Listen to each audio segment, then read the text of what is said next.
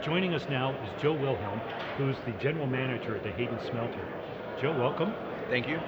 Um, Tell me, for our viewers, a lot of our viewers are from the mining industry, but we also have a lot of viewers who are just interested in mining. So I'd like to get a little background. What is the Hayden Smelter? All right. When did it start, and what do you do there? Okay. Well, just as an overview, of course, ASARCO is a copper mining company primarily, and we operate mines around the Tucson area, two south of Tucson, one up at Ray where I work. And the Hayden facility is a concentrator and smelter. Okay. The concentrator receives copper ore from the mine at Ray, produces copper concentrates, as do our other three concentrators. All of that concentrate filters to the Hayden smelter, which is also at the Hayden facility. Okay. And you know, the mining business, we take big rocks, we keep breaking them down and breaking them down into So smaller rocks. that's what you mean by concentrate. Yes. Okay. Yes, the business is concentrating the copper. Right. Okay. And at the Hayden smelter, we operate, we treat about roughly 750,000 to 1 million tons per year of total material, and produce about 150 to 175,000 tons of unrefined copper, what we call copper anodes. That's our final product. Okay. Is that all coming from ASARCO operations in Arizona? About 90%. Roughly 10% of our feed we buy outside the company for metallurgical purposes to balance our feed grades. Oh, okay. Okay. We also produce about 500,000 to 600,000 tons of sulfur dioxide that turns into sulfuric acid. Oh, and you sell that on the market? We can. The broad majority of it goes into our own solvent extraction EW plants. Okay. We produce cathode. There are two types of ore. The sulfide ore, which produces concentrates, and then we have a certain amount of oxide ore, which we use the leaching process and the electrowinning process to produce cathode direct from ore. And it takes a lot of acid to do that. Okay. This is your only smelter in Arizona? It is. It is. It's the only smelter within ASARCO. Oh. We only operate. Okay. We operate the 3 mines, 2 solvent extraction plants, 4 concentrators, a smelter, and then we have a refinery in El Paso, Texas, also. Okay. So what comes out of Hayden goes to El Paso? Let me correct that. Amarillo, Texas. Oh, okay. We used to have a smelter that I worked at in El Paso. I got a little confused there. Okay. My age. Okay. Well, you just recently celebrated 100 years of the Hayden Smelter. We did in 2012. We had a centennial celebration of 100 years, and our concentrator is just 1 year older, so we had a kind of a dual celebration for that. Okay. Now you've made a lot of changes. You're continuing Absolutely to adjust the technology. Yeah, you know, since the Clean Air Act, a lot of things have changed. We had to add acid plants. We had to increase our capture of gases and particulates, and we're in full compliance with the law, but the laws change. Mm-hmm. And the sulfur dioxide national air quality standards changed significantly in 2009, 2010, and to cope with that, we had to increase our recovery from 95% to about 99.2%, and we engineered a plan to do that. Mm-hmm. We got interrupted by, we were found, we had what's referred to as a finding of violation by federal EPA for excess particulate emissions.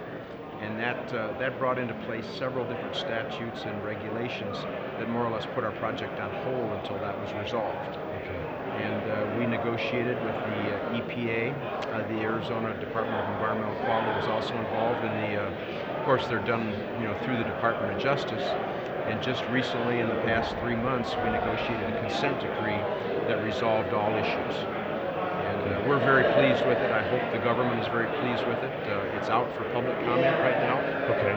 We don't expect any adverse public comment. Mm-hmm. And we expect the consent decree to be lodged in January, February of 2016. Okay. And we're already, with EPA and ADQ permission, we're already placing orders for our equipment. Okay.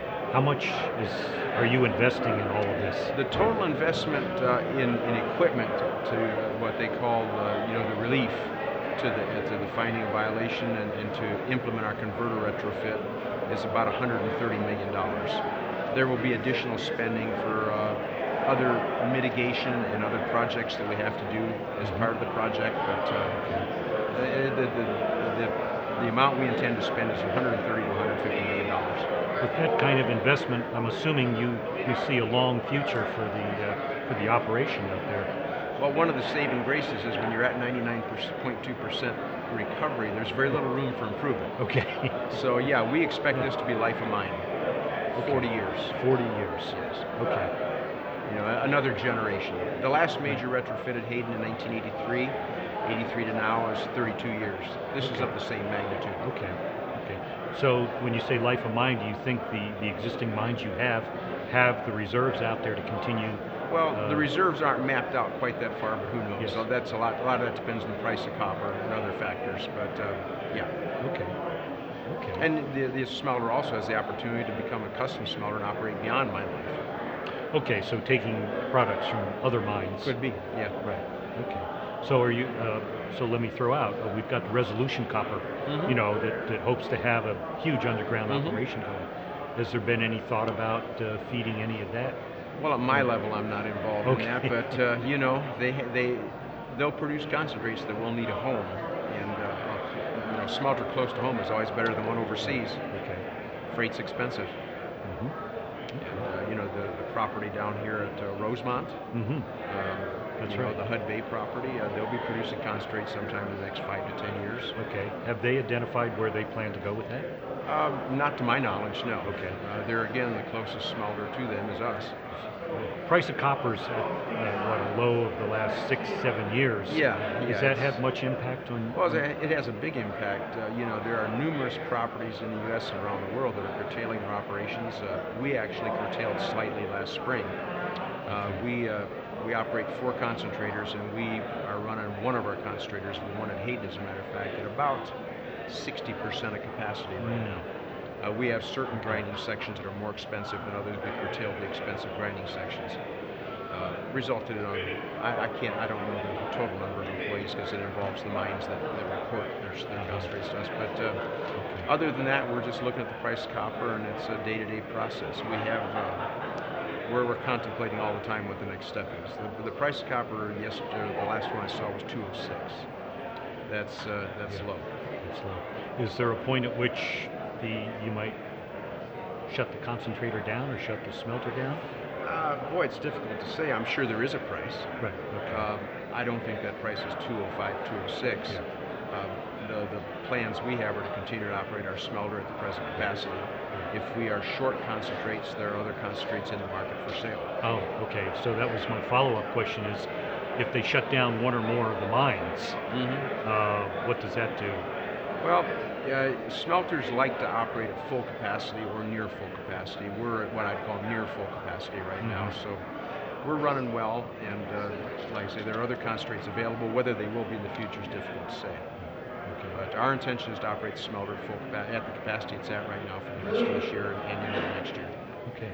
Joe, thanks very much for this insight and oversight. Is there anything that I've missed, or that? Well, other than just to talk about the converter project, you know, Sure. we want to modernize our converters. We have the plan in place to do so, and that basically involves using larger converters and fewer of them, and to increase the gas capture off those to the point that we can achieve that 99.2% recovery. Okay. So that's where a lot of the expense of this 137 That's million. virtually all of it. There are Okay. enhancements to the acid plant to make sure it can handle the higher strength gases. There are more cooling capacity requirements for the converters and for the acid plant. We are going to install a new baghouse to replace an aging electrostatic precipitator. We'll put in tertiary hooding in addition to our primary and secondary we have now to capture any fugitives that escape the secondaries. Okay. And yeah, that all is the major, that's the bulk of the spending. Okay. But you know, our intention is to be a player in Arizona for the next generation. It sure sounds like it. I think so. Well, good luck. Thank you very much. Thank you. Appreciate it. You bet. Thanks for doing You this. bet. Underwriters of the Arizona Mining Review include Mining Foundation of the Southwest, a nonprofit organization based in Tucson, Arizona, working to educate the public about mineral resources and the mineral extraction and processing industries. Amigos, Southwest Buyer's Guide. For almost 40 years, Amigos has worked to provide a better business environment for mining.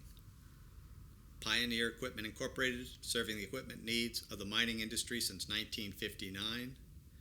And Copper State Bolt and Nut Company, in business since 1972 with 21 branches to serve you.